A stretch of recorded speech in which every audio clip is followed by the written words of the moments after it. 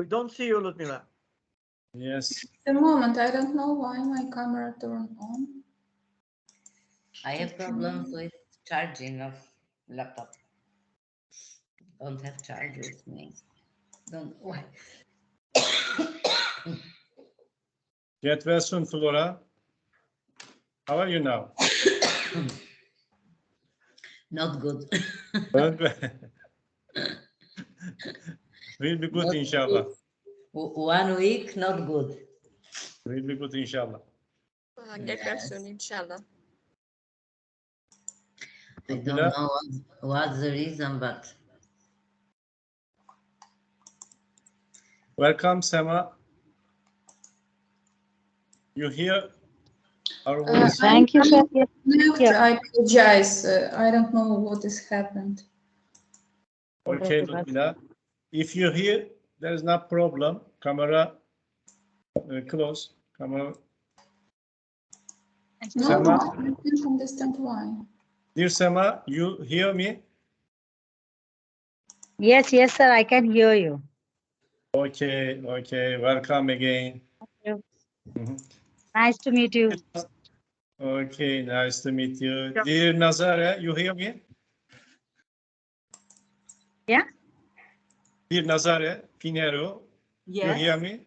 Yes, yes, of course. Okay, Yes. okay. Okay, we are starting to session.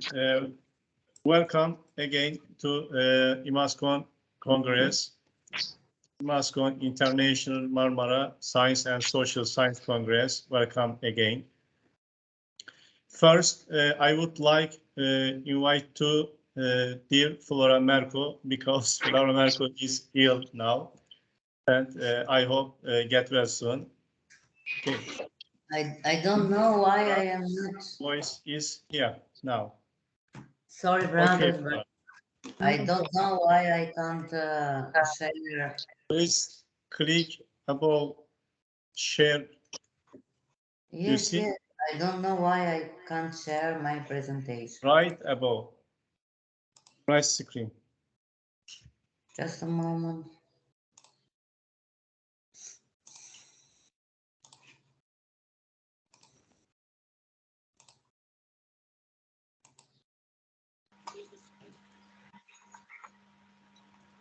Oh yeah.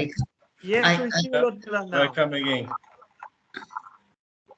Oh, hi, Ludmila. Nice to see you. Nice to see you all, my dear friends. Brother, I don't know why I can't Yeah. can't You see share right screen? Above, my- right screen, right above. Right top. No, I have my presentation ready. I can't try. Can't open. Open share try.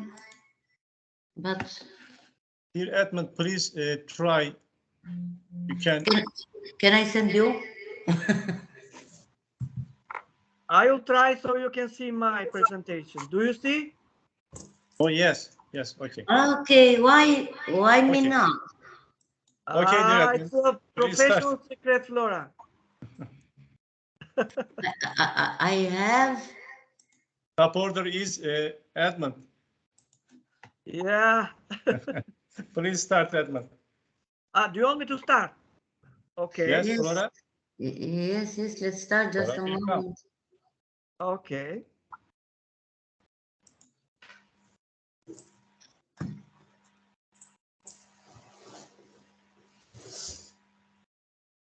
So, thank you very much for inviting in this Congress.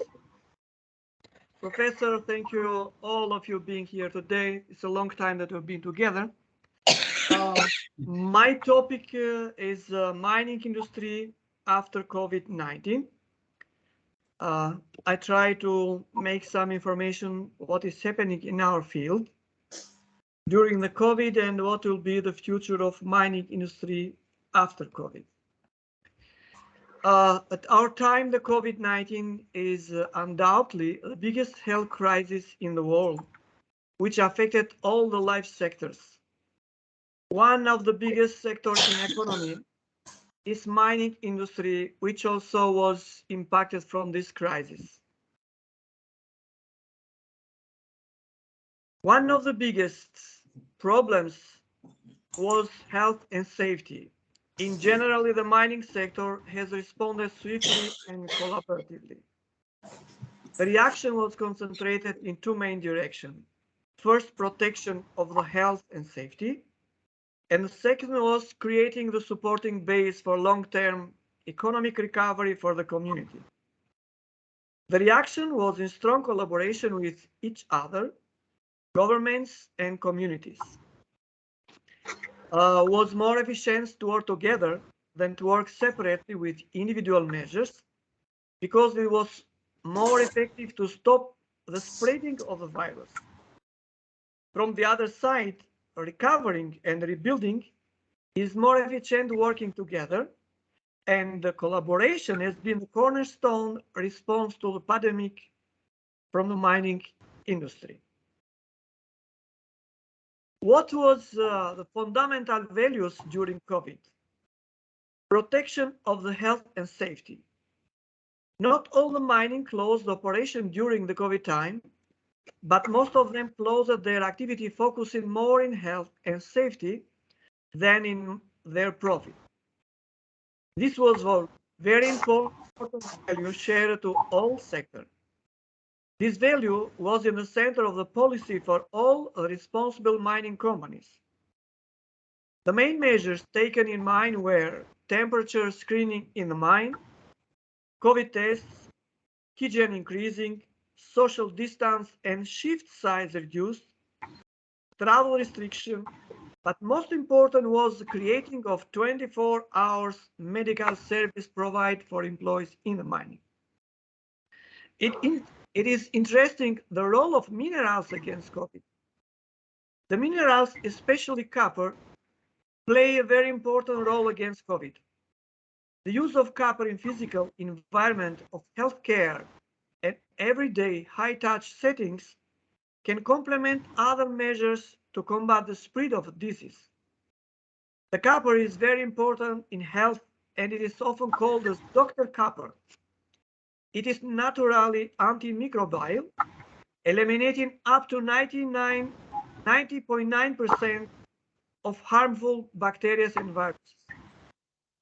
It is scientifically proved that COVID-19 virus survives for less than 4 hours on copper surface compared to up to 3 days on plastic and stainless steel. And what is mining industry after COVID trends? The mining in general, but metals industry in particular, is recovering from one of its most difficult periods in decades. COVID brought instability of market and price reduction. Geopolitics and new rules in mineral resource using has created some more challenges. Actually, mine companies believe that the request for minerals will be increased, but the economy will decide that which minerals will be more requested. The most important factors impacting the mining industry in the future are low carbon economy, access to resources, new ways to finance mining, social contract mining, big data and mining, geopolitics, and modern mining workforce. Low carbon economy, as we know, since 18th century, the world supported its development in the fossil fuel base. This brought improving of living, but associated with gas emissions in atmosphere, what brought global warming. Increasing the temperature will be catastrophic for the planet, and because of that, the world must decarbonize the energy system by the middle of this century. The transition from fossil fuel-based to low-emission energy is a great opportunity and will grow the role of minerals and metals. To be involved on this process, the mining sector needs to reduce its own emissions. To achieve this objective, mining companies need to operate using more renewable energy, electric or hydrogen power truck, fleets, and integrate recycling in their value chain. Access to resources. Access to mineral resources is becoming increasingly complicated. In the future, due to depletion of mineral resources, companies will have to intervene in border mining areas. This will request new and advanced technology to extract and process minerals, or companies will return to unsafe areas and not very large profits which are not used in the past. Automation and digitalization will prevail, in particular mineral spattering on the direct mining front. Exploration will be increased in deep seas areas and where asteroids have fallen, etc. New ways to finance mining. As mining companies try to limit risks, new financing and production models will come. After demand from China triggered a commodity boom in the first decade of the 21st century, price collapsed and mining companies forced to focus on reducing debt. Alternative financing solutions were developed, such as royalty and metal stream agreements that reduce the debt. To spread the risk of new capital-intensive projects, this financing solution will continue to grow. It means that companies may also seek to develop joint ventures similar to oil and gas sector in order to reduce their exposure to particular projects or jurisdictions. A social contract for mining. Creating real benefits for communities will be key for successful new projects. Obtaining the license to operate from local communities has been a challenge in recent years. Number of mines in the end of their life is increasing. Many proposed projects have been rejected and operations have been disrupted by protest of the peoples in the community.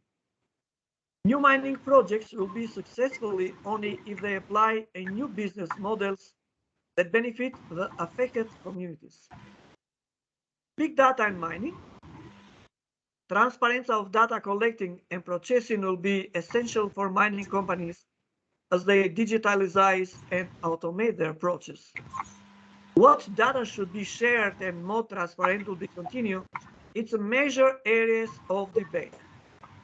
Government will seek to further push for the closure of subsidiary structure to address tax-based erosions. Customers will seek to increase value chains transparency. Investors will use data to better access to the risks.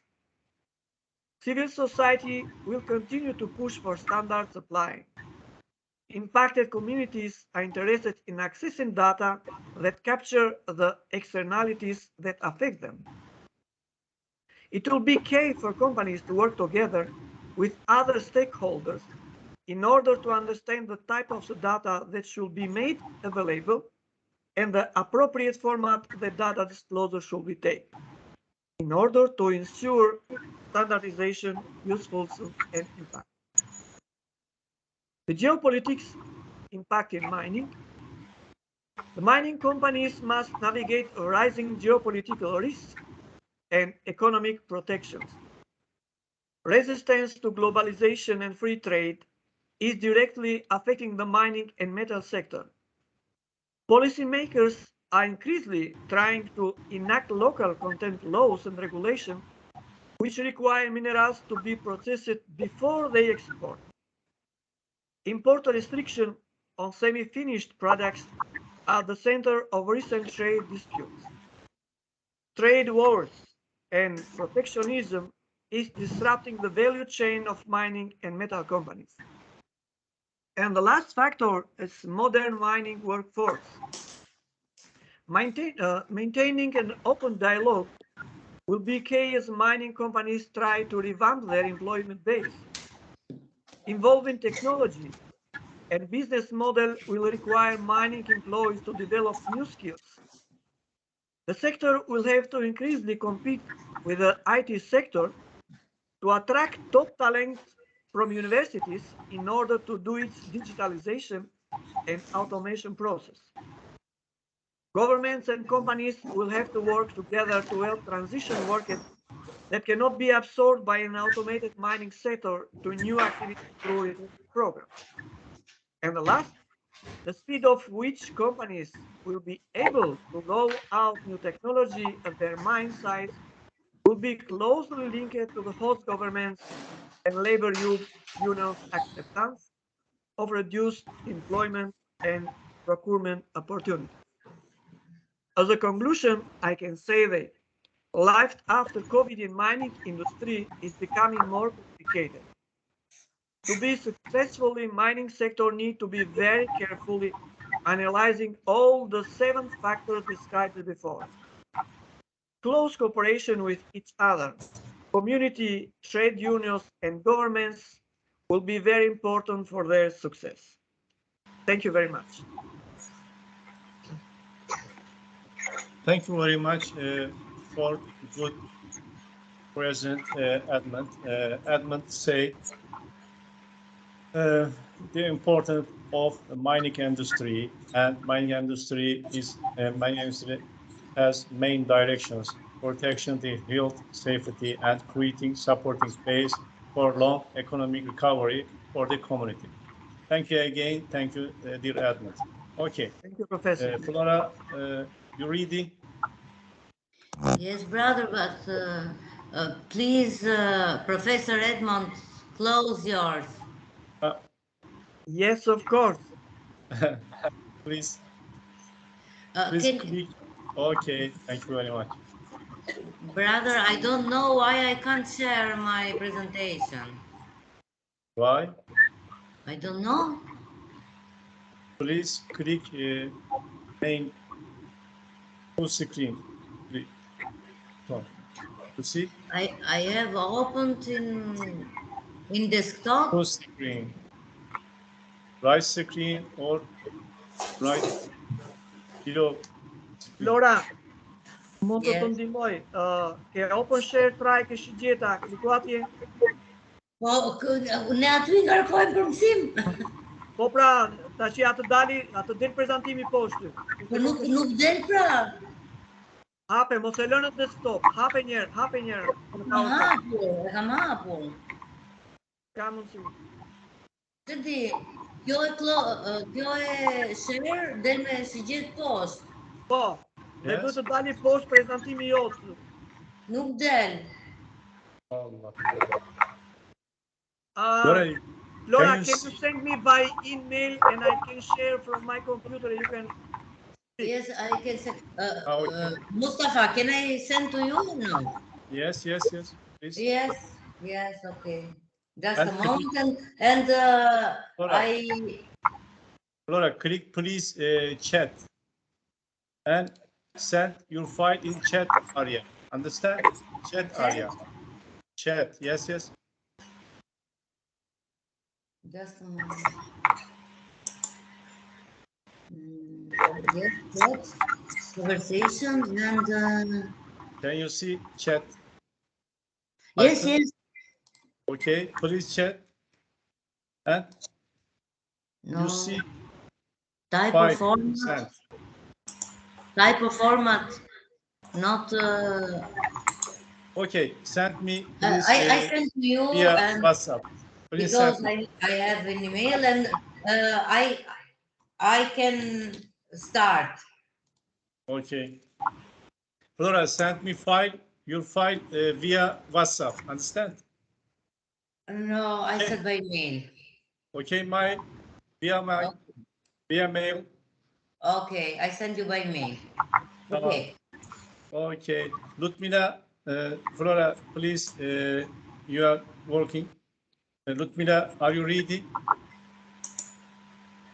Yes, just a moment. I will try. Okay. Maybe it also will be problem. I don't know. Really? Same problem. No, I'm trying. Yes, share. Just a moment. Just a moment. Top screen or below, under screen. Why I can't Okay. put here in the... Okay. Yes, we did see. What you see? Do you see my presentation? All screen, there's no problem. We saw for a moment. Share your screen and click your presentation. Understand? Just a moment. Yes, yes, yes, of course. Share your screen and click your presentation. Yes, yes, yes, yes. I'm doing that. I'm doing that.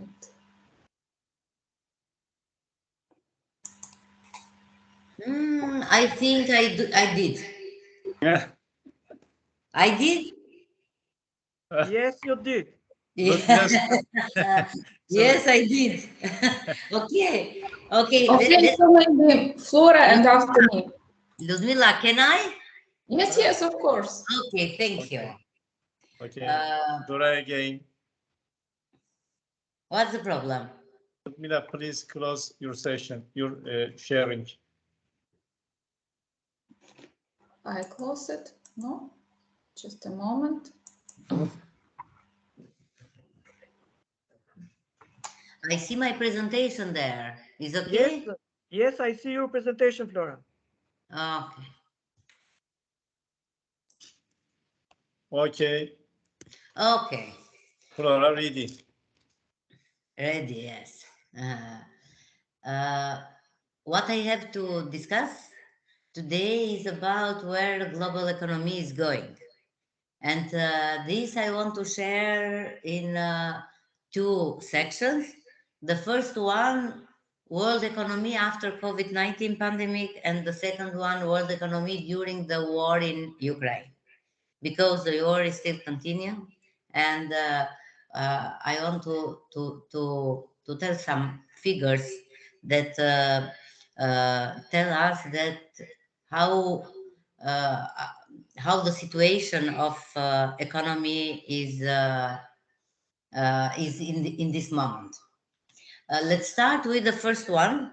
And when we say the world economy after COVID-19 pandemic, we mentioned that the war in Ukraine didn't start it yet. Okay, so we say that the world economic situation, and did you see that I have changed the No. the slider or not? No. No, I am. You can change your presentation.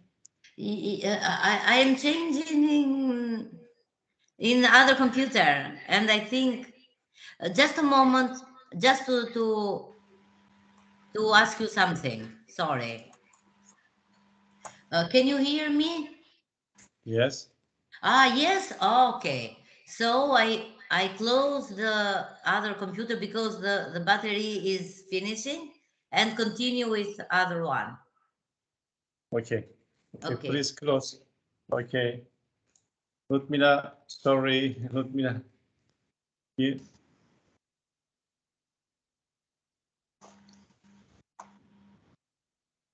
Flora, connection abort. Okay. Okay, Ludmila, ready, and place is ready. You can share.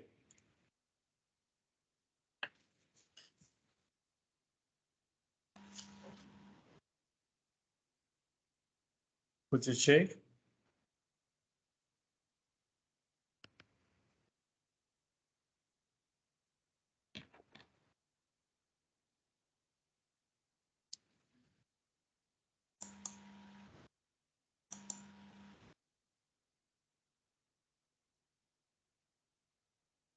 Flora, Ludmila, if doesn't, please send me file and I open.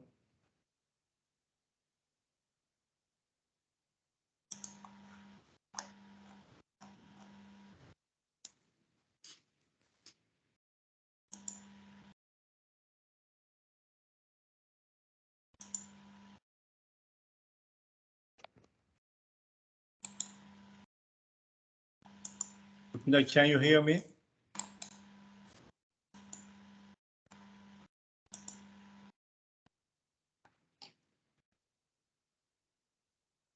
Your Edmund, can you hear me? Yes, I can hear you. But Ludmila doesn't hear me. Yes, yes, I hear you. I Yes. waited for Flora. Okay. So what will we do? Will we wait for Flora or I don't know? Now you can share your I will try. presentation. I will try again. Understand. Moment. Welcome, Ahmed. Hello, everyone. How are you? Yes, I'm Okay. fine. Ahmed from Mumbai University, India. Okay, okay. Greetings to Mumbai. Thank you. And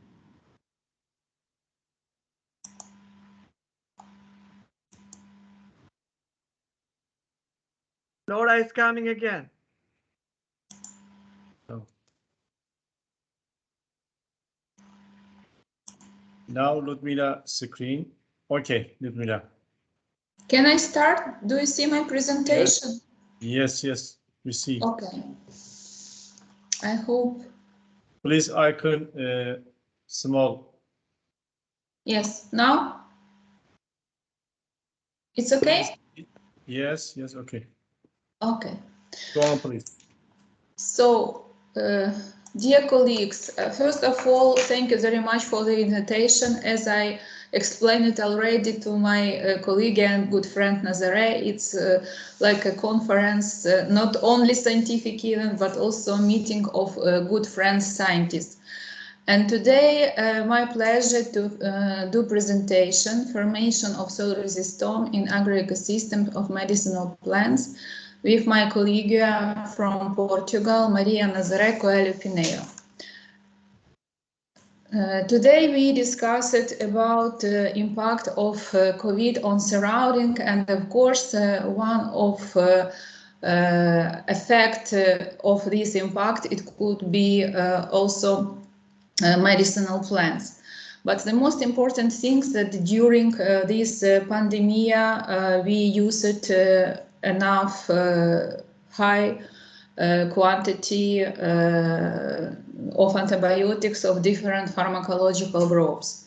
And of course, residues of antibiotics in environment can cause formation and spreading of antibiotic resistance. Especially, it's a very important aspect in agro-ecosystem of medicinal plants. Why? Because very often we are using medicinal plants fresh or dry without additional additional things. We can use it, and of course with soil bacteria, antibiotic resistance can go through by food chain, and recipient could be a human. So that is why I think it's very important aspect, especially now due of this pandemic.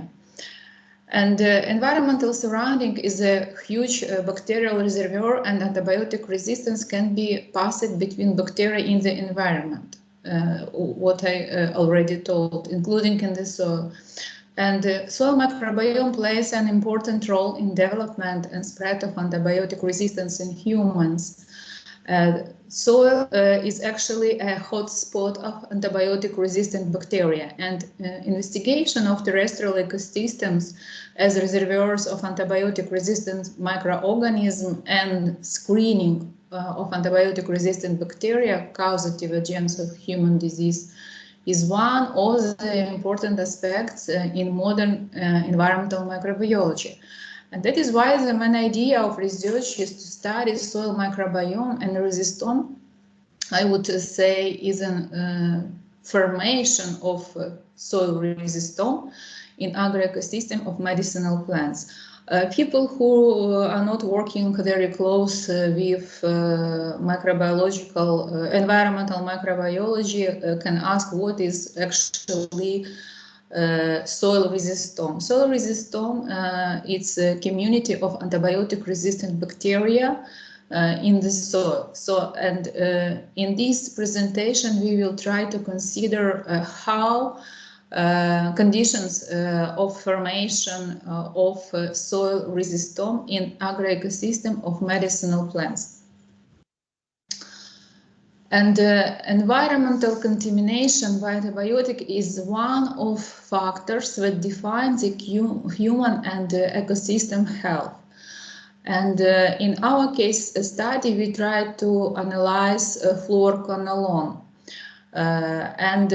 Usually fluoroquinolones are one of the most used classes of antibiotics, and enrofloxacin belongs to the class of fluoroquinolone antibiotics that have been intensively used for the treatment of bacterial infections, especially in veterinary medicine. So we have very close contact between environment, because very often, especially in agriculture, we're using organic manure from animals, and that is why we can determine residues of enrofloxacin in this manure, and after antibiotic residues of antibiotic can be spread in environment, and it's like one of the factor of formation of soil resistome.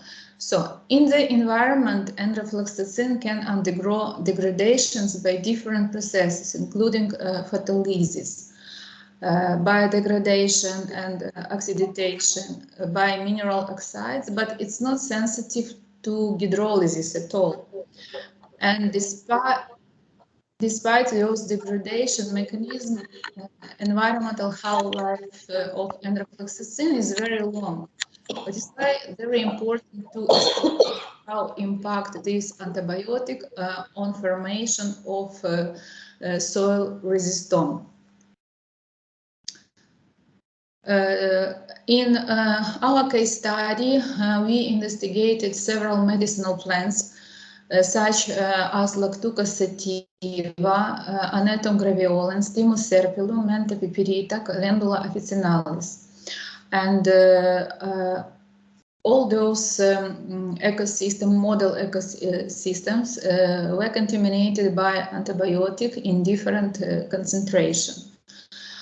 We started from the minimum to maximum according to literature data, from 10 milligram per kilogram to 1000 milligrams per kilogram. And after we isolated bacteria and soil bacteria and tried to determine their resistance to different antibiotics, and we used 12 pharmacological groups of antibiotics. So we tried to cover all wide spectrum of antibiotic what exists actually to find really bacteria with high antibiotic resistance, and to estimate how concentration of antibiotic in our case enrofloxacin can impact on formation of soil resistome. Here we can see results of investigation of structure soil microbiome in agro-ecosystem with medicinal plants where we used high concentration of antibiotic. So we determined in such ecological trophy groups as micromycetes, ammonifiers, oligotrophs, phytotrophs, bacteria with using minimal forms of nitrogen, and also nitrogen-fixing bacteria, such like Azotobacter. And we included in a separate column because we determine it by specific method, not in numbers, but like percentage of presenting in environment. And results of our investigation showed that the most favorable conditions formed in the agroecosystems of Calendula officinalis, Anetum graveolens, and Lactuca sativa. And it's very interesting result because we can see that structure of soil microbiome in this case depends not only from concentration of antibiotic, but also from the species was cultivated actually in agroecosystem. But we need to pay attention for such interesting things like in agroecosystem with high concentration increased number of oligotrophic bacteria and phytotrophic bacteria. And in compare with another agroecosystem with lower contamination of concentration of antibiotic, those ecosystem characterized enough low content of nitrogen fixing bacteria. So it's important indicator, for example, Azotobacter, indicator of ecological status of agroecosystems. As control, we use it agroecosystems without contamination of antibiotic. And if we will compare our results of structure of soil microbiome with previous table, we can see that in control agroecosystem significantly increased number of nitrogen fixing bacteria and decreased number of oligotrophs and phytotrophs, and those agroecosystems without antibiotic contamination also characterized in a high number of ammoniferous. So all microbiological processes of mineralization and immobilization in this ecosystem were more balanced if we will compare this with agroecosystem contaminated by antibiotics. So in this case, we can do a small like conclusion background that background for our next conclusion. Yes, that antibiotics can change not only some conditions, but also impact directly on functional structure of soil microbiome. Why? Because changed number of different ecological, trophic, and functional groups of soil microorganisms. And also we determined such important parameter of soil, of ecological status of soil as phytotoxicity in model ecosystems.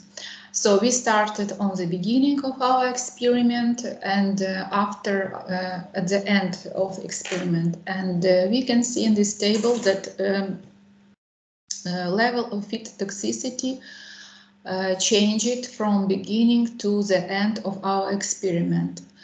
Especially high level of phytotoxicity was fixed in agroecosystems with high concentration of enrofloxacin, and the highest level of phytotoxicity was in agroecosystem of Menthopiperita and Thymus serpulum.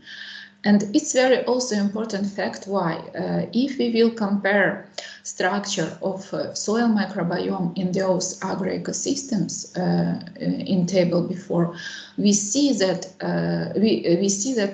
in those ecosystems was enough high number of oligotrophs and also micromycetes. And we know that such type of bacteria, oligotrophic bacteria and micromycetes, they can produce exometabolites what have phytotoxic effect. So This level of phytotoxicity depends not only from level of contamination by antibiotic, but also like we have direct and indirect impact. So in this case, we can consider both. Yes, because we have actually impact of antibiotic, and we have results of changing in microbiome, because one groups had more favorable conditions if another groups or ecological trophic groups of soil microorganisms. And at the end of our experiment, of course, level of phytotoxicity decreased. But if you will compare all concentration from maximum to minimum, we can see that, of course, with minimum concentration of enrofloxacin in agroecosystems, also decreased level of phytotoxicity. And but generally, dynamics was the same. For example, even in agroecosystem of Thymus serpulum with minimum concentration, level of phytotoxicity was higher. So we can consider in this case impact of plant species, impact of antibiotic, and impact of changed structure of soil microbiome. That is why when we trying to analyze factors formation of soil resistance, we try to analyze to make complex analysis of all those factors. And we also analyzed how plants can accumulate enrofloxacin. And as you can see on this figure, that more actively enrofloxacin accumulated Lactuca sativa and calendula. And if we will compare with level of phytotoxicity, we can see that level of concentration of enrofloxacin in agroecosystem of Mentha piperita and, for example, in agroecosystem of Anetum graveolens didn't change so quickly. That is why level of phytotoxicity in those agroecosystem was higher, for example, if in agroecosystem with Lactuca sativa or Calendula officinalis. And the lowest content of enrofloxacin was observed in the agroecosystem where Calendula and Salad were grown. This is due to the fact that those plants well absorbed this antibiotic, which is confirmed by our previous study. So we see that because of possibilities to accumulate enrofloxacin in high quantity from the soil by such by such species of plants like Lactuca sativa and Calendula officinalis, concentration this antibiotic in agroecosystem in the soil was significantly lower in compared with other agroecosystems.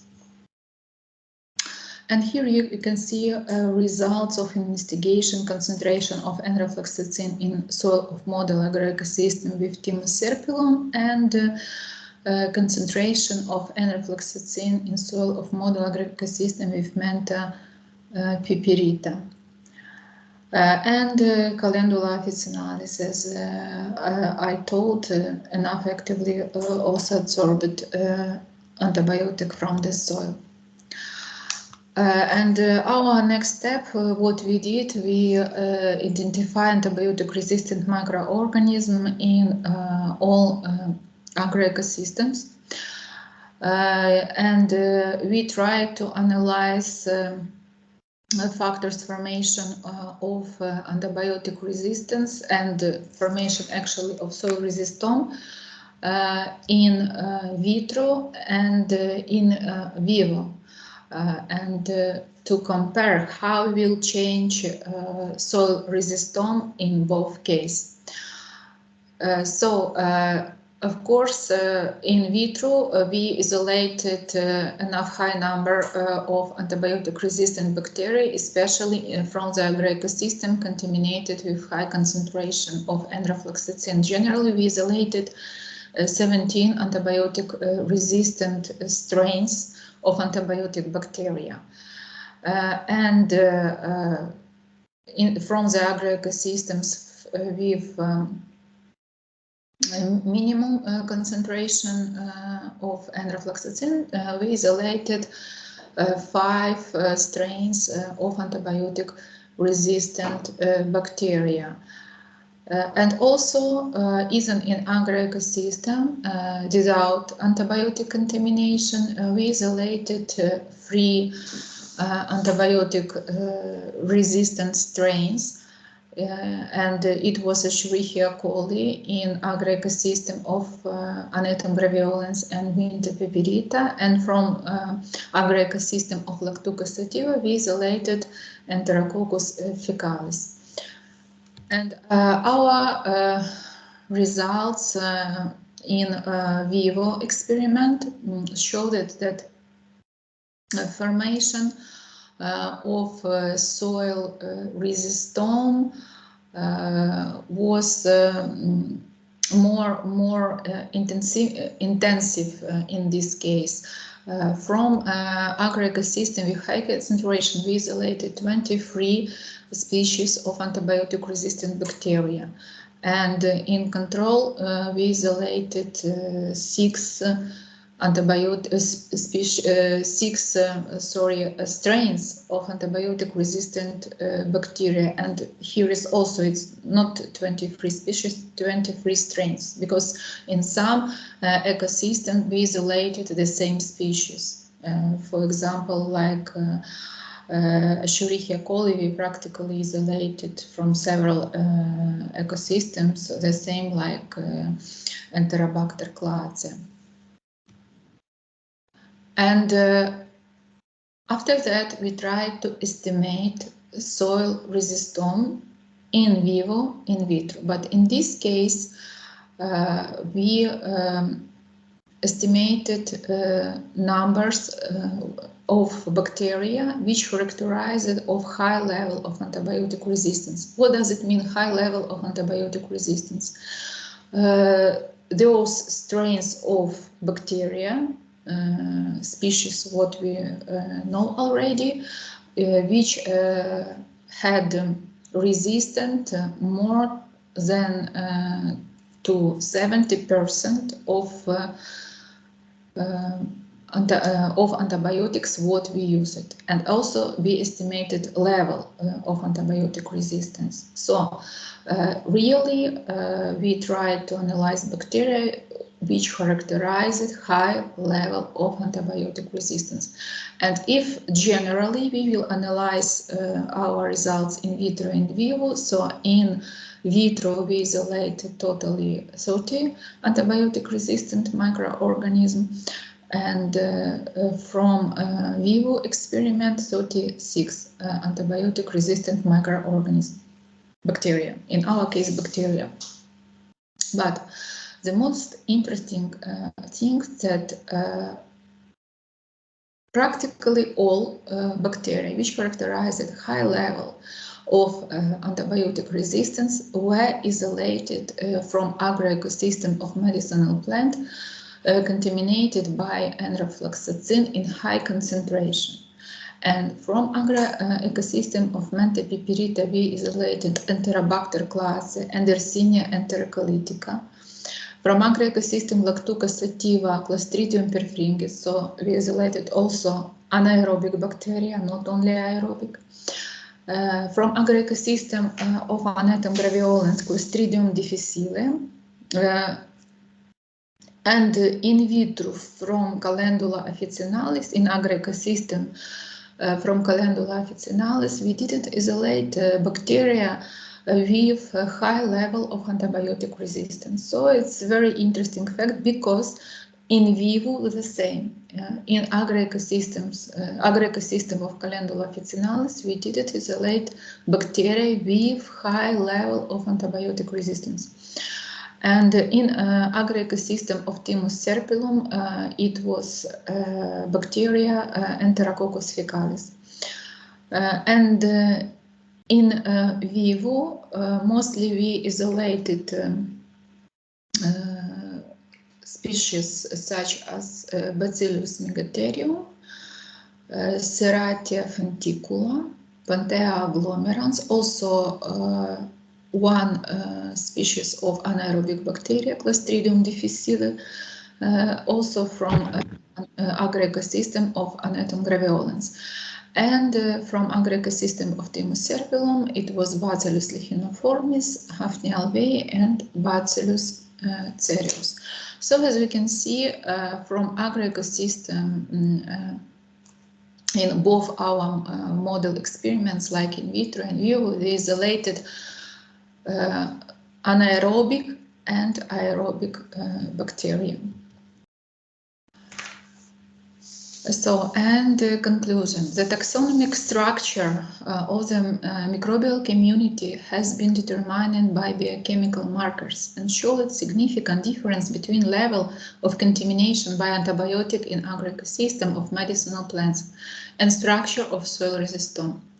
The soil of agro-ecosystem with a high concentration of antibiotic was characterized by a low content of nitrogen-fixing microorganisms and a high number of oligotrophic and spore-forming microbiota. And in vitro experiment, we isolated 5 bacteria absolutely resistant to all tested antibiotics. So bacteria which characterized high level of antibiotic resistance, practically more than 75–80%. And among antibiotic-resistant microorganisms were anaerobic bacteria, as I told before, and aerobic bacteria. And experiments in vivo from the soil were isolated 7 bacteria resistant to all tested antibiotics. They were representatives of aerobic microbiota and anaerobic microbiota. And in natural conditions from the soil of agro-ecosystem of medicinal plants were isolated mostly bacteria of the genus Bacillus, and majority of them are foodborne pathogens. This is also very important.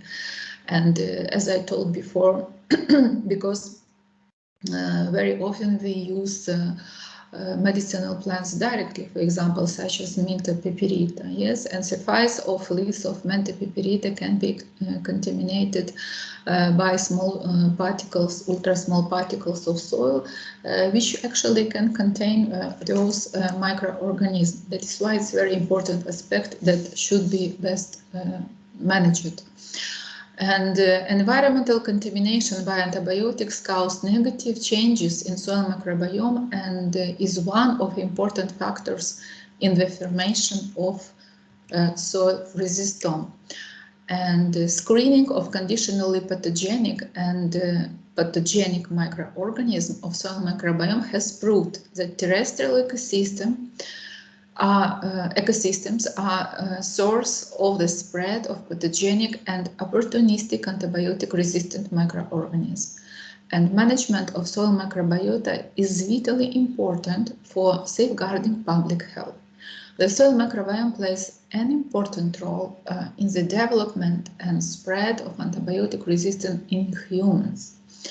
And the risk of antibiotic resistance exposure through bioproduction from agro-ecosystems of medicinal plants, of course, should be better managed, because now we have that mostly scientists, we didn't pay attention for such things. Yes, we didn't analyze how can those bacteria migrate through food chain, for example, from the soil on the surface of leaf and after in our organism. So thank you very much for your attention. If you will have some questions, I will answer with pleasure. Thank you. Thank you, dear Ludmila. Ludmila said soil is a hotspot of antibiotic-resistant bacteria. And Ludmila briefly explained to us how valuable the soil and agroecosystems are. Thank you very much for valuable information. Next. Thank you very much for attention. Thank you. Next, I would like to invite Sema Nahid. Please, dear Sema, could you please introduce yourself briefly, please? Dear Ludmila, please close your sharing. Dear Sema, can you hear me? Yes, sir. Okay. My voice is very clear? Yes, we Hello? hear. I hear. Yes, Okay. yes, it is clear. Yes. Can I Please. start, sir? Okay, Please Sima, introduce your yourself. sound is clear. Briefly. You can start it. Okay. Thank you, sir. Okay. Good evening, honorable ladies and gentlemen. I'm Dr. Seema Nahid, Vasantrao Naik College, Arts and Commerce, Murud Janjira, Mumbai University, India. It is one of the great opportunity of my life to speak in front of you and express my views about COVID-19, a bone occurs on Indian education system.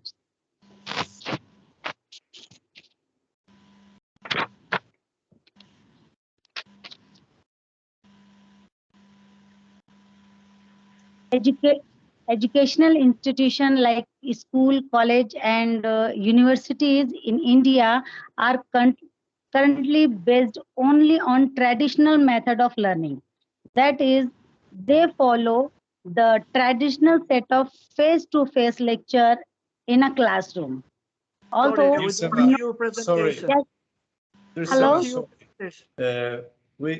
Can you share your presentation if you're able? Sir, this facility is not available because I'm hospitalized and I'm in hospital. That's why I can't share this. I have only this paper. Okay. You have, if you are allowed to me, so I speak. Okay. You have maximum 10 minutes. Please be quickly. Thank you very much. Please. Okay. Can I continue? Yes, please.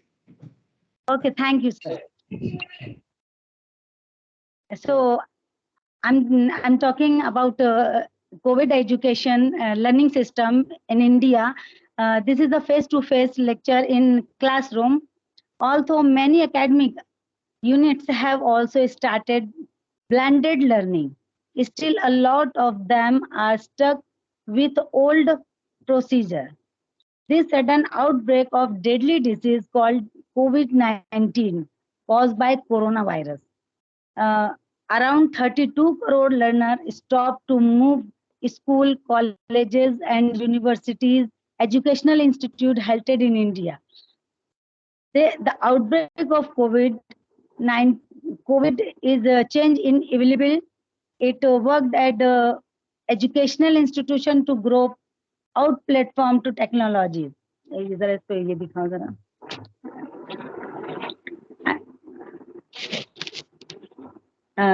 impact of COVID-19 on education, and this is my topic. So I want to start. Coronavirus, originally in China, spread in alarming rate throughout the world, took lives in thousands and put in adverse effect on million. Every advanced country has necked before it. The new entire COVID-19 exchange the scenario again. The world is facing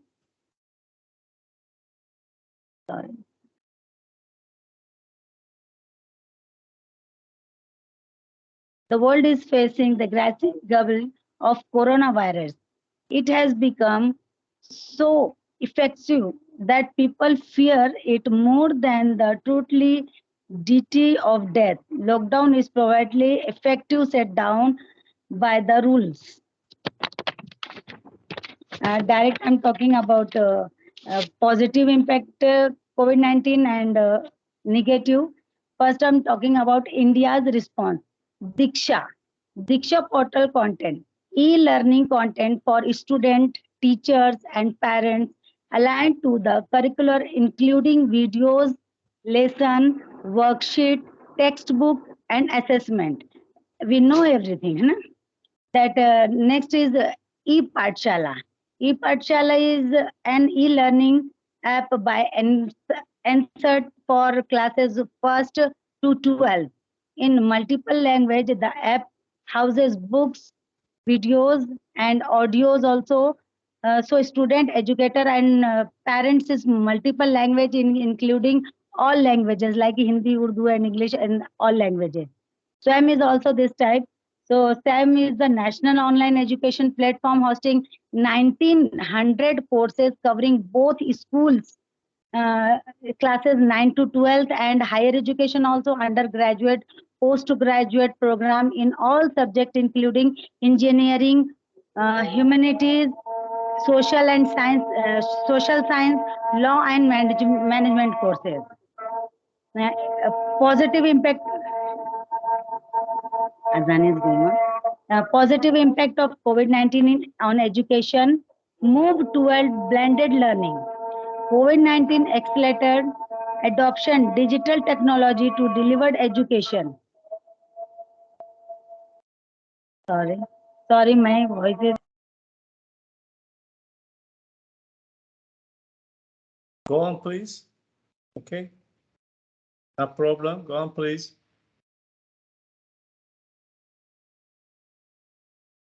Dear Sama, are you there?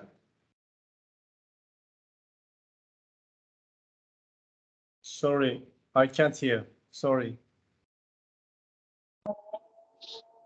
Okay. Okay, yes. Go on, Yes. please. The near about my paper is all over. And last two recommended in about education, I want to talk this 3-4 advice and recommendation is India should accept the full technology of development of education. Next one is the Indian government should enact sound law of private schools so that there will be no explosion with their teachers. Next one is the internet and fundamental right of citizens, so it is should be open for all students and discrimination. Next one is India must invest more and more on education. And the last is the school should started classwork of internet for students so that during an crisis that they can use well education in this Indian systems. Thank you very much. Thank you for some valuable information. Thank you very much. Thank you again. Okay, next, I would like invite to dear Flora. Flora, are you ready? Flora, please open your microphone. Open your microphone. We can't hear. Can you see my presentation? Yes. Yes. Okay. Please go on. Okay. Just a moment, please. Is okay? Okay. Okay. Let's go where I left before. Okay. I said you that I had shared into section. One is related with world economy after COVID-19 pandemic. That means before the war in Ukraine start. And the second one is world economy during the war in Ukraine. when we explain what happened with the economy after COVID, that means that the war doesn't start it yet, okay? Please understand. Three directions of the economy after pandemic situation.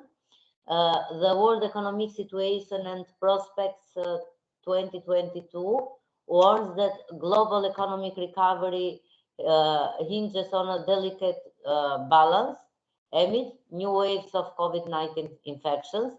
That means persistent labor market challenges, lingering supply chain constraints, and finally rising inflationary pressures.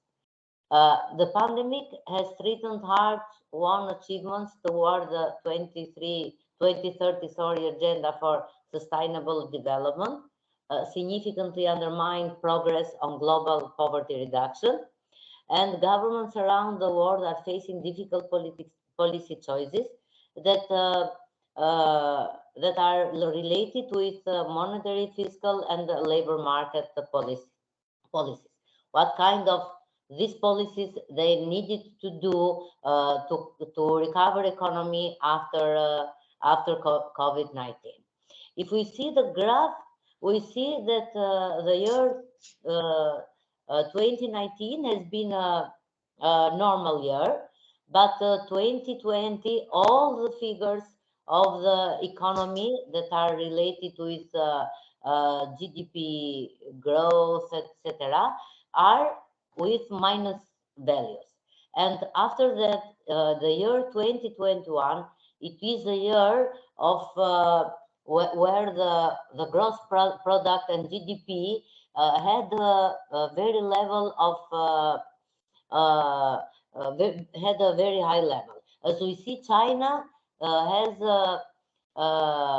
world growth, has a domestic growth related to 80%, and also developing countries 6%, USA 5.7%, and the Eurozone 4.9%, and in general world 5.7%. These aggregate growth figures, however, must mark divergence in the pace of recovery across countries and regions. That means that all the countries and all the different countries and different regions didn't have the same growth as the other one. After a strong recovery in 2021, global growth was losing steam in the end of 2021 and also in the beginning of 2022. And global recovery in output in 2021 was largely driven by robust consumer spending and some uptake in investment. According to trade on goods burns back, surprising the pre-pandemic levels. Growth momentum slowed considerably by the end of 2021, including in big economies like China, European Union, and the United States of America. Growth impetus generally has been weaker in most developing countries and economies in transition. Recovery has been especially slow in tourism dependent economies, notably in the small island developing state. That means that even it's forecasted that the figures it will be very high during the year 2021, but in reality, not these forecasting figures will be realized during 21. Other problems, delayed labor market recovery. This labor market, it was one that it was biggest hit during the pandemic. And in terms of employment levels after the pandemic, they were projected to remain well below pre-pandemic levels during 22 and 23 and possibly behind. But there, it was not forecasted that the war in Ukraine will start. The pace of job creation has been largely insufficient to offset previous employment losses. Of course, the figures are different for developed countries and for developing countries. In developed countries, employment is gradually improving with the increasing pace of recovery, while employment growth in developing countries remains weak. In developed countries, full employment recovery is projected in 2023 or in some cases in 2024. Emerging economies, particularly those in Africa, Latin America, and Caribbean and West Asia, are expected to see a much slower recovery of jobs. Another problem is rising inflationary pressure. Rising inflationary pressures in major developed economies and the number of large developing countries present additional risk to recovery. Global headline inflation rose to about 5.2% in 2021, more than 2 percentage points above its trend rate in the past 10 years. The inflationary pressures was particularly pronounced in the United States, the euro area and Latin America and the Caribbean. Global poverty is projected to remain at records high. Adverse impacts on the pandemic on growth and employment have significantly undermined progress on global poverty reduction, dashing hopes on achieving sustainable development goal 1 of ending extreme poverty. This is not achieved. While economic recovery in 2021 led to some poverty reduction, this could not offset the surge in 2020. An estimated 77 million more people were living in extreme poverty in 2021 than in 2019. And of course, this is from pandemic situation. Fast developing economies in East and South Asia and developed economies were expected to experience some poverty reduction. In contrast, poverty is forecast to further increase in the world's most vulnerable economies. Also, what is seen is higher inequality that may be long-term after the COVID-19. Higher levels of inequality within and between countries are emerging as a long-term consequence of the pandemic. For the for the mass majority of developing countries, a full recovery of GDP per capita will remain elusive. In contrast, GDP per capita in the developed economies is expected to almost fully recover by 2023 relative to pre-pandemic projections. What is important to say is that, in particular, the crisis of the pandemic has worsened the gender divide, especially in developing countries where women experienced a sharper decline in employment and labor force participation than men. We all know that many women face serious barriers to re-entering the labor force, especially women with young children. Support for unpaid domestic work that women with little children have, including childcare, will remain crucial to reversing the gender divide in the recovery of jobs. And until now, I try to give a situation of the economy in different fields and different ways after COVID-19. But now we are in another situation. The war in Ukraine has affected all the global economy, and everything that is forecasting to be better now is going worse also. As such, starting the war in Ukraine, the World Trade Organization sounded the alarm. World GDP at market exchange rates is expected to increase by 2.8% in 2022, down 1.3 percentage points from the previous forecast. It was forecasted for but now it's forecasted to 0.8, but nothing will know. The most immediate economic effect has been a sharp spike in the prices of food, and all we are facing the rise in food prices, energy, fertilizers, as some important minerals for which Ukraine and Russia are key suppliers to world's market. A potential food crisis is looming. Food and energy prices were already high by historical standards before the war. So we all know that from the pandemic, food and energy prices were risen, but now they are risen also, are increased. The global impact of Russia invasion of Ukraine further feel the world has deteriorated on already several global supply chain crises. Fuel and other commodity prices were already high, but sanctions on Russia and war in Ukraine have caused prices to rise even further, owing to Russia's status as a major fuel and fertilizer exporter, and both countries important to the production of food, grains, and oil. If we see these two graphs, one is for on the left crude oil, and on the right natural gas US, natural gas Europe, with different colors, blue and green.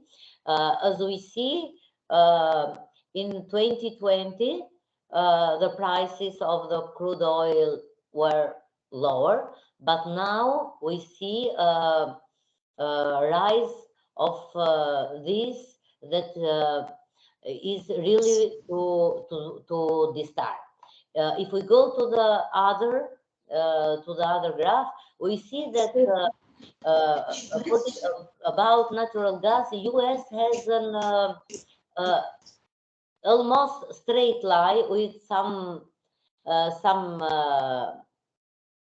changes, but if we compare this blue one with the green one, that is the price of natural gas in Europe, we see that here we are facing a very, very high price of gas and of fuel. And here are some figures just to compare. In March 22, a barrel of oil was $118. That means 38% higher than in January. That means that for 2 months, the price is rise for 38%, and 81% up to the up of the same last year. But comparing with March 21, it 81% more expensive. War in Ukraine has upended the global recovery. If we see what has this war caused in Ukraine, is expected to face Ukraine is expected to face the most severe impact. Its economy is forecast to shrink by 39% during this year. Russia is also facing dire economic straits, largely as a result of Western sanctions last in response to its invasion on Ukraine.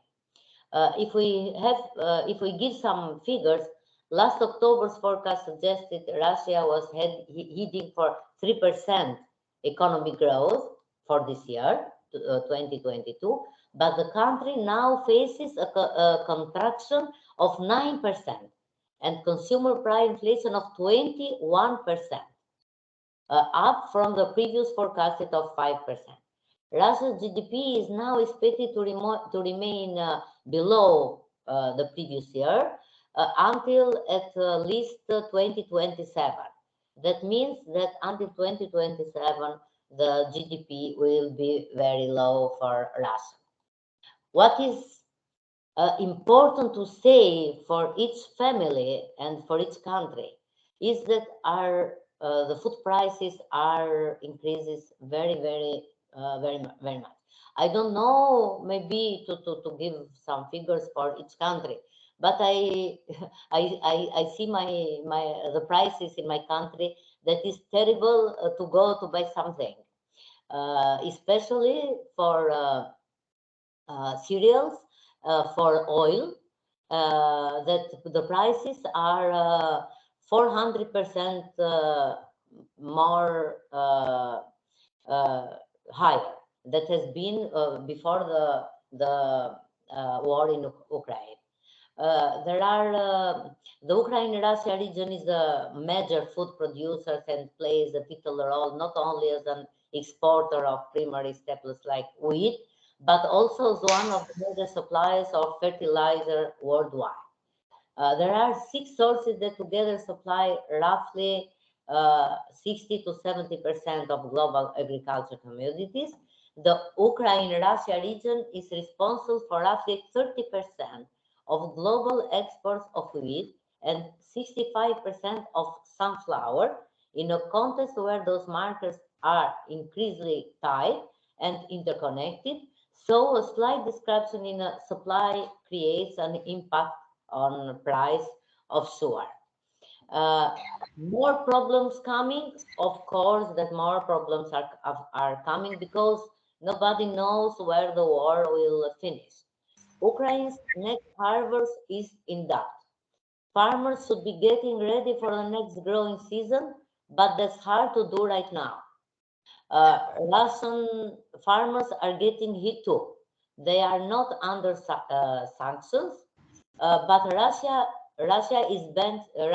bans are that basically shuts Russian farmers out of the financial system.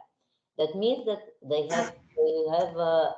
have difficulties to be financed by the banks.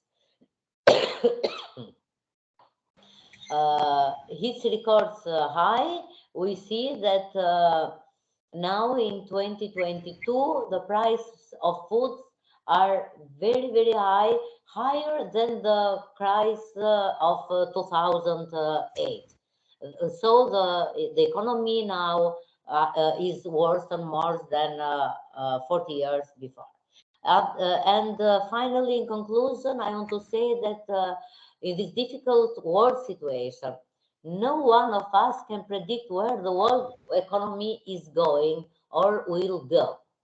On one side stands the pandemic with different waves, which, as it is reported from time to time in the media, maybe other waves are expected in the future. And on the other side is the war in Ukraine, which no one can predict when it will finish.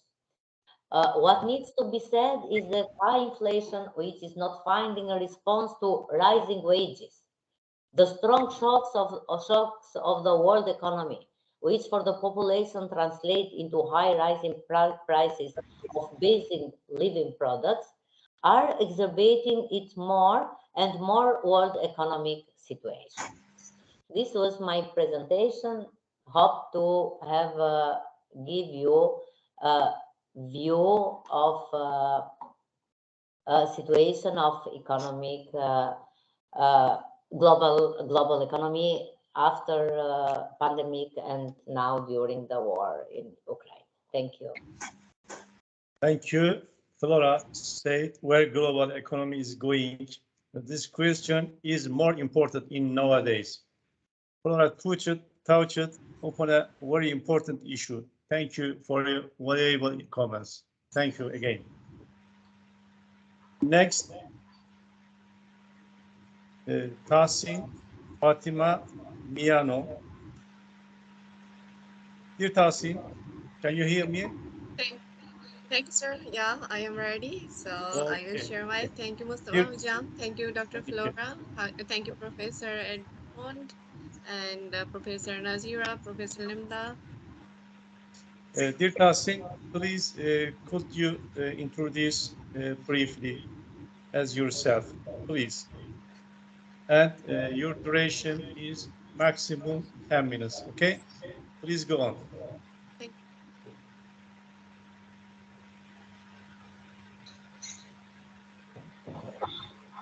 Okay, you have presentation, Tahsin? Yeah, I have presentation, so okay. Let me check. You can share.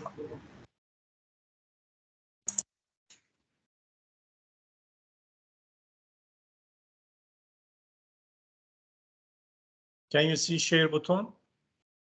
Okay, yeah, I will.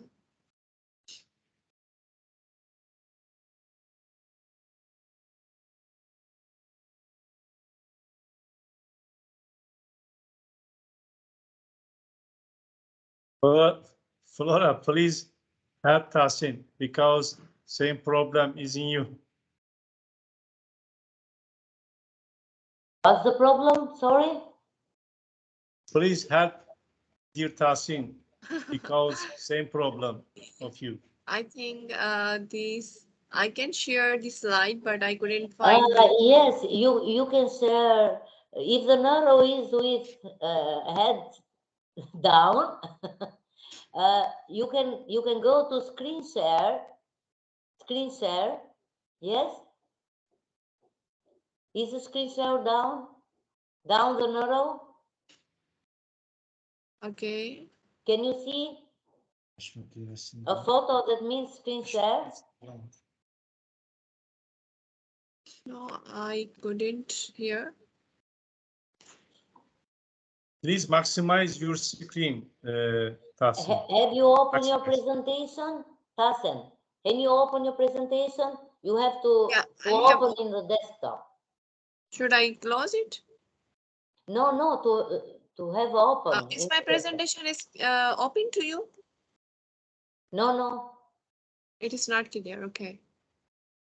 So let me off it. Okay, I should maximize the Maximize screen.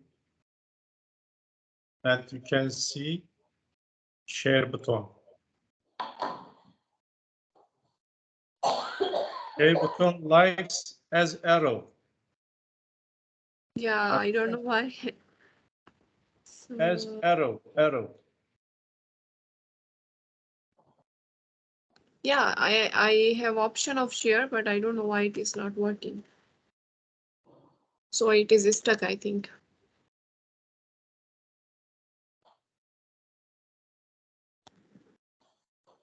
Oh my God. Nothing. Send to Mustafa by email so he can share. Okay. Yeah, okay. That will be fine. Tahsin, okay. Next, next speaker, dear Ahmed. Dear Ahmed, are you ready? Tahsin solve this problem just minutes. Understand? Okay, I am sending you, Hojam, by email. Dear Ahmed, are you there?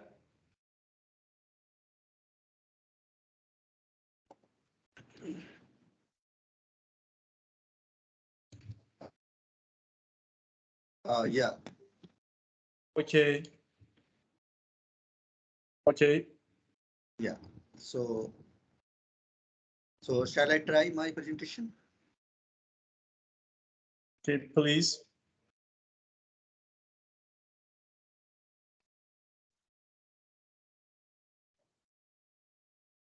Now your screen seen. Okay, your presentation is ready. Please introduce yourself briefly, dear Ahmed. And go on. So I guess my PPT is available full screen.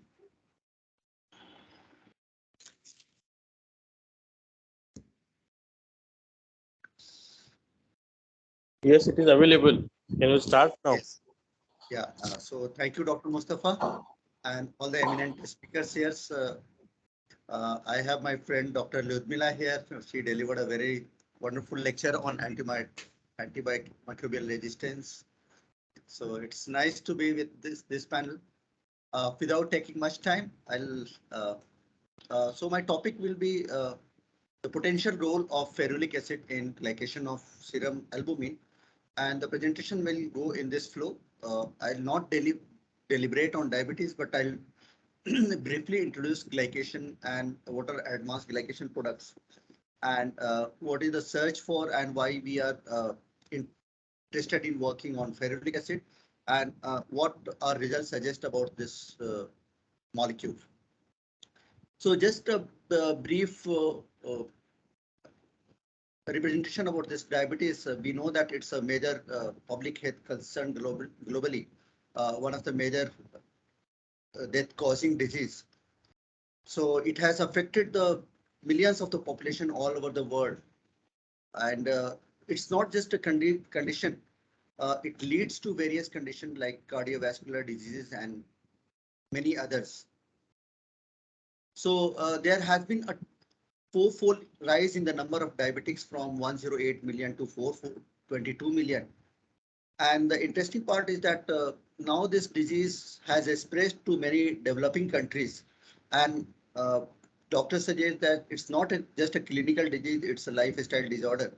So you can see the global surge, and by 2045, the world is expecting a diabetic load of more than 600 million population. So if we don't control it by medicines or by changing our lifestyle, it will become a major burden on the socio-economic status of many countries. So we know that diabetes is associated with hyperglycemia and resulting glucotoxicity. So this hyperglycemia leads to an accumulation of undesired products, which is due to the excess amount of glucose present in the blood. In recent times, the modern theory of diabetes has been developed, and it suggests that most of the consequences of diabetes are due to oxidative stress and glycation. And they have been shown to be the clinical reason or biochemical reason behind the diabetes and its secondary complications. So when there is a diabetic hyperglycemia, we see a modification of proteins by all these different mechanisms like carbonylation, nitrosylation, nitration, succination, acetylation, somolylation, and glycation. So what is this glycation? So among all the processes which I have mentioned in the previous slide, glycation is one of the most significant process which leads to modification of the proteins. And all these reactivities are because of the reactivity is because of the carbonyl group. In simple terms, glycation can be defined as a spontaneous non-enzymatic amino-carbonyl reaction and long-lived proteins lipids. In simple terms, it is the reaction between the sugars and proteins, and the groups which are involved in these interactions are carbonyl group and the amino groups. It's an irreversible process after the intermediate stages. So the early stage Amadori products, then we see the next stage, that is generation of dicarbonyl compounds, which are in simple terms are modification of Amadori products, and the modifications can be oxidation, hydration, and so on. In the late stage, when the process becomes irreversible, there is a generation of heterogeneous compounds which are known as advanced glycation end products. In simple terms, AGEs, and these AGEs can be generated through different routes. Auto-oxidation of sugars, Amadori rearrangements, which we have seen, and CIF adducts. These are endogenous sources of AGEs. However, we have ingested food also as a source of AGEs. So this diagram shows the different routes and different pathways by which AGEs are generated in the body. All of us are aware of this parameter that is HbA1c, which is a biomarker used for the detection of diabetes, and it gives a history of several weeks of diabetic condition or hyperglycemia. Because we know that the RBC has a half-life or shelf life of 120 days. So if there is an increased amount of glycated hemoglobin, it means the person has been diabetic for quite a long time. So generally the HbA1c level is 4 to 6% for a normal individual. The moment it increases to more than 6%, the person is supposed to be hyperglycemic for several weeks or a few months. So what happens during the glycation, or what are the pathophysiological conditions? We see the involvement of this process in aging, diabetes mellitus, Alzheimer's, Parkinson's, cataracts, retinopathy, arteriosclerosis, and increased susceptibility to infection. Basically, the toxicity of glycation is because of the inhibition of function of biomolecules, mainly proteins. Proteins get precipitated, or they are cross-linked, or there is an aggregation of the proteins. In the downstream processing of AGEs, there is a generation of reactive oxygen and nitrogen species, and altogether they lead to function loss of biomolecules.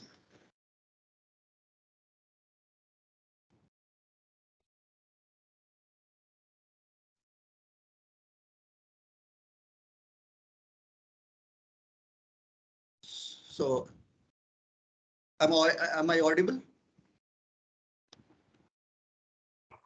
Yes, you are audible. Yeah.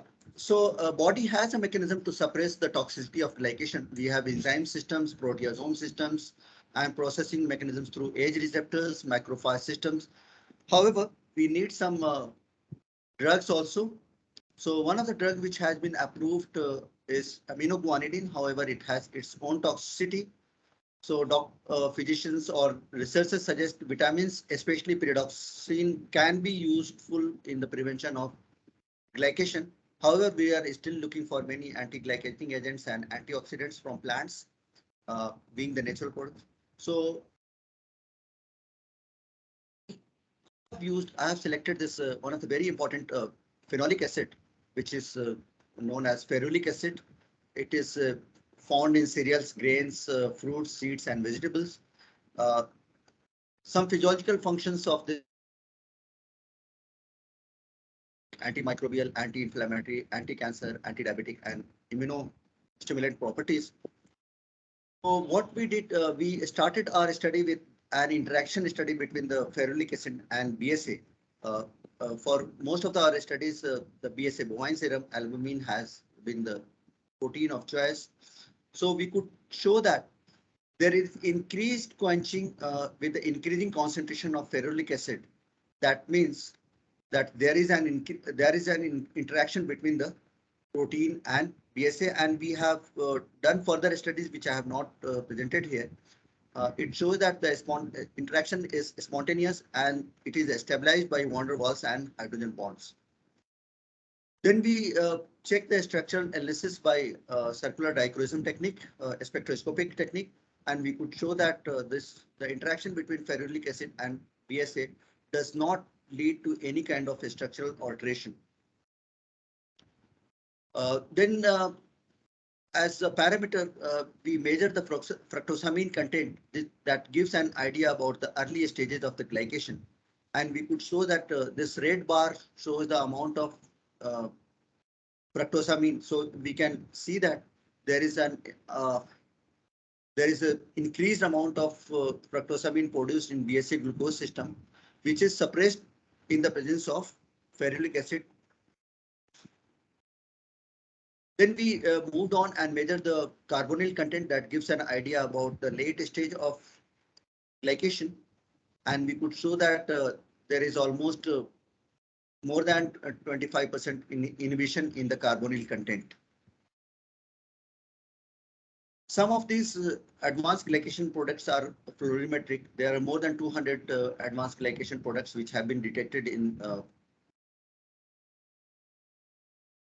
them are fluorescent. So we exploited the spectrofluorimetric technique and we measured the ages, which this parameter is known as total ages. However, it does not measure all the ages because only fluorimetric or fluorescent ages are measured by this technique. So we can show that the BSA plus glucose system generated the maximum amount of ages, and the presence of BSA plus glucose in ferulic acid in the BSA plus glucose reduce the total amount of total ages by more than 40%. some of the individual advanced glycation products, which are also used as the biomarkers. Some of them are archpyrimidine, vesperlysine, pentosidine, and crossline. We could show that one of the most significantly inhibited was archpyrimidine, and rest others were also inhibited significantly in the presence of ferulic acid. So as I mentioned in the one of the previous slides, that glycation causes aggregation of the proteins. So what we call as glycation-induced aggregation, and that's how it is involved in many of the neurodegenerative diseases. So we measured the amount of total aggregated proteins in the presence and absence of ferulic acid. This red line clearly indicates that there is a heavy amount of aggregation of BSA in the presence of glucose, and this was suppressed significantly by ferulic acid. This the dye which we have used is thioflavin T dye, which is used for the determination of amyloid beta structures. Then we analyze this aggregation and structural alteration of glycated protein in the by SDS page technique. So lane 2 can be seen as a different because it is the glycated sample. Rest lane 1, lane 3, and lane 4 look quite similar. It means lane 1 is BSA. So lane 2, lane 3, and lane 4 represent that the presence of ferulic acid reduces structural alteration as well as aggregation of BSA, which we can see in the altered structural migratory pattern in case of lane 2. So with all these studies, we conclude that there is a strong interaction between the spontaneous interaction between the ferulic acid and BSA. It proves to be a very strong anti-glycating agent, suppressing early as well as advanced glycation products. It also prevents aggregation of the protein. So we can also conclude that isolated and pure compounds, because in some other studies we have used the plant extract also. Isolated and pure prevention of glycation mediated changes in biomolecules as compared to the plant extracts. So these are my students who have worked on this project and my collaborators, and I also acknowledge the funding received from various government and non-government agencies. Thank you for your patient listening and giving me this opportunity to present my work. So thank you very much, Dear Ahmed. Dear Ahmed said briefly diabetes and glycation. Okay, thank you again. Okay, Dear Ahmed, please close your share button, please. Last speaker is Dear Tahsin. Tahsin, are you ready? Dear Tahsin, please, your microphone, open your microphone. Okay, thank you. So should I share my presentation, or did you got my presentation through email? Okay, I take it your presentation. Okay. Okay. I can open. Okay. Just a minute. And click 1 minute or 30 seconds in other presentation. Okay. Okay. Just a minute.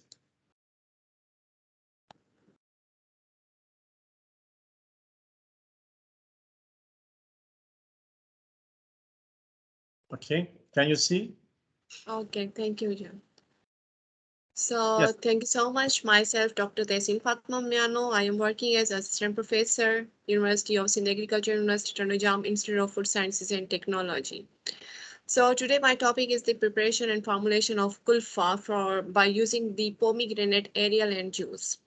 So here, the introduction of my study, we use the pomegranate, Punica grantham is the technical name.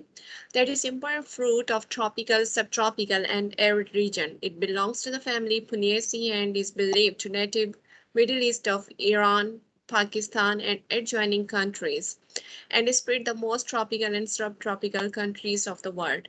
The yearly production of pomegranate in Pakistan is 509 tons. Balochistan, that is a province of Pakistan, that is a major producer that counts 65% of the entire production of pomegranate. Pomegranate fights against many diseases like cancer, heart disease, and fertility problems, and improves immunity, cholesterol level, bone health, arteries, and also that improves the dryness of skin and hairs.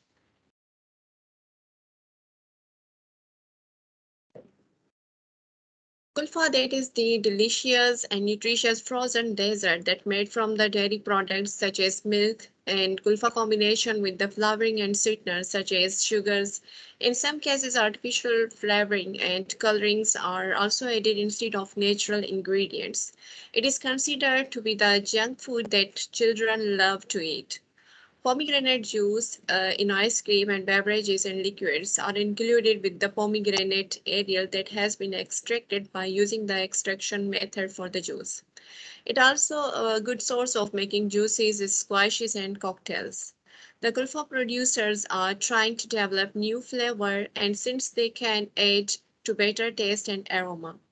The pomegranate is added to enrich the kulfa kulfa product. Pomegranate in its respect is susceptible to the suitable sources of mineral, vitamins, and ingredients for the food industry. Objectives of his study are determine the physicochemical properties of kulfa formulation with pomegranate aerial and juices, to evaluate the sensory properties of kulfa made with the pomegranate aerial and juice. This is the first study that has been done at our university by using the aerials of the pomegranate and juice of the pomegranate. So material and methods. Next, Vijay. Next. So material method used for the formulation of kulfa preparation, we used the kulfa sample that was prepared by using the kulfa powder that was purchased from the local market of Tandojam, Hyderabad, Sindh, and khoya powder that is prepared from the milk concentrate, and corn flour was used 50 grams. Also, they were purchased from the local market of Tandojam, and pomegranate were used as a 1 kg for the experimental design, and 2 kg milk were used, and sugar was also purchased from the local market of Tandojam, and 250 gram of sugar was used, and commercial kulfa powder at 152 gram was used from the industry of Karachi, Pakistan.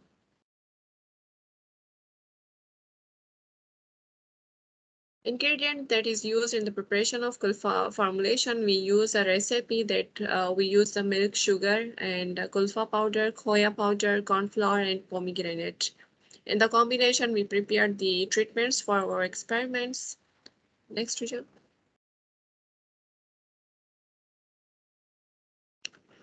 We prepared 6 treatments by using the Taguchi method. We kept the one treatment as a control, and we used 10 gram of pomegranate aerials in 100 gram of kulfa. And in treatment 2, we used the 15 gram of pomegranate aerials in 1 gram of 100 gram of kulfa. And we used the 25 milliliter of pomegranate juice with the addition of 100 gram of kulfa. And we use the 50 ml pomegranate juice and 50 gram of kulfa. And we use the 10 gram of pomegranate aerials and 25 ml of pomegranate juice in 100 gram of kulfa. So T6 was prepared by using the 15 gram of pomegranate aerials and 50 ml of pomegranate juice in 100 gram of kulfa. So observation was regarded for the pH value, ash, total soluble solids, nurses properties, specific gravity, protein percentage, total carbohydrate, and fats. And for sensory properties, they were determined for the color, texture,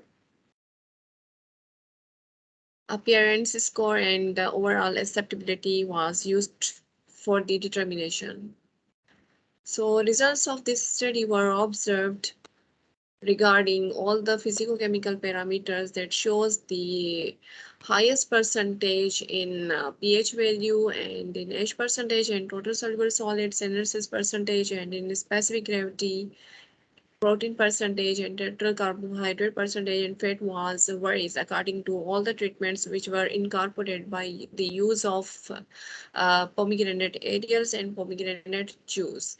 So the best treatment was found with the preparation of pomegranate aerial that was in pH was T6 that scores 6.59 for pH, and that also scores for the high score in H percentage was observed 1.249, and for the synthesis properties was observed also in T6 that was 4.92 regarding the other followed by the other treatments.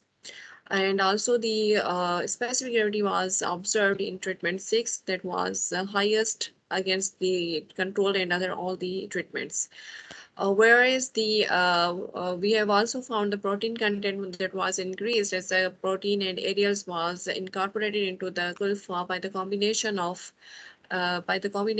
milk and with the other ingredients that was observed in treatment 6, and that was followed by treatment 5, and in comparison of the treatment control, so the highest value was also observed in terms of fat was 3.20 for the sample 6. So table table 2 was for the sensory analysis of gulfa formulation with the addition of pomegranate aerial and juice. The highest score for the sensory properties was also observed for the treatment 6 and followed by the treatment 5.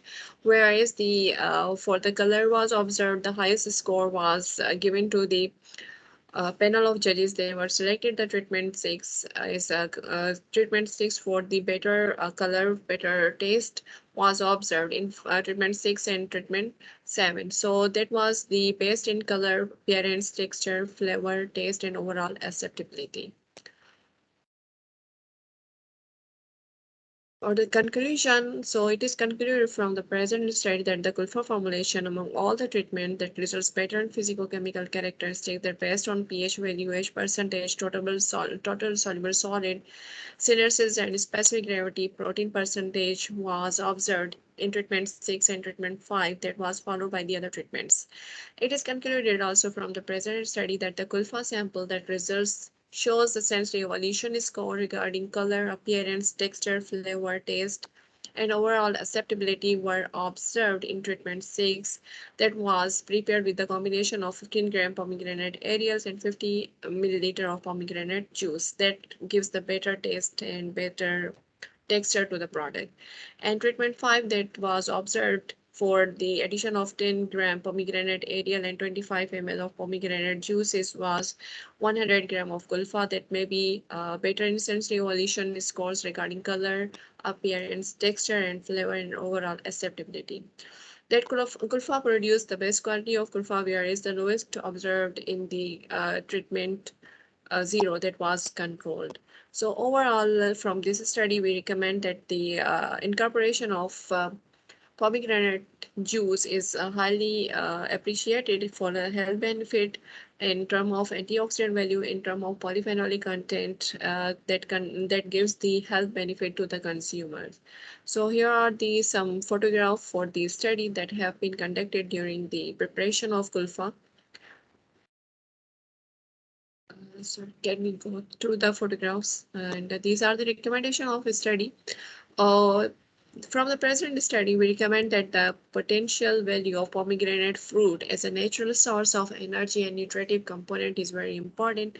In terms of physical, chemical, and sensory analysis that indicated that the incorporation of pomegranate juices that improve the sensory and functional properties of gulfa, including the antioxidant and polyphenolic content.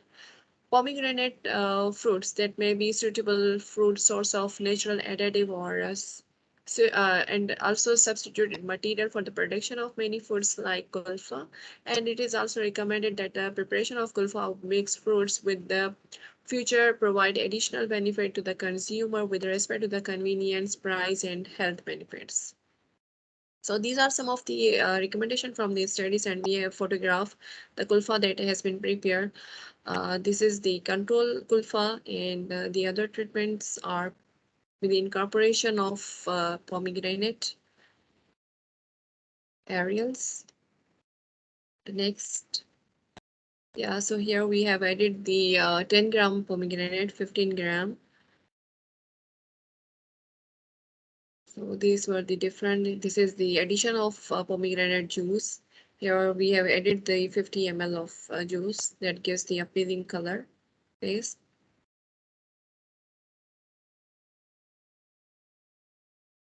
This is treatment 5 and this is treatment 6. So these all were the kulfa that was prepared by our student, and he is also working for the next project. Experimenters, they are under study, and this is the first experiment that has been done at the Laboratory of Food Sciences and Technology. And thank you so much for your consideration, for your presence. Thank you.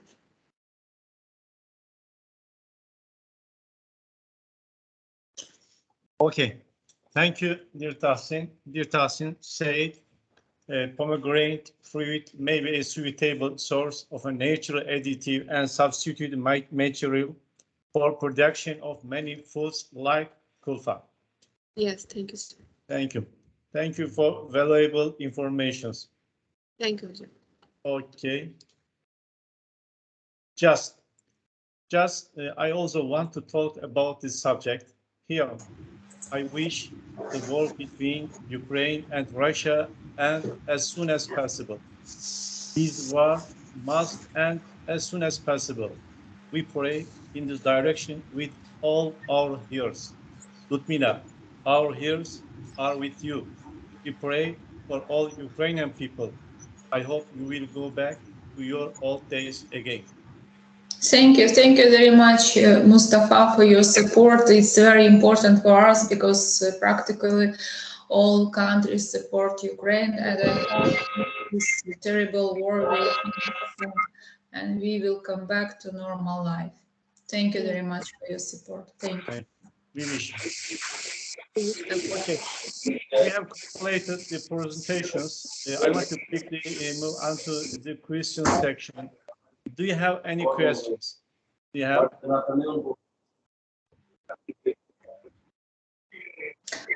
I don't have questions, but I want to tell a few words.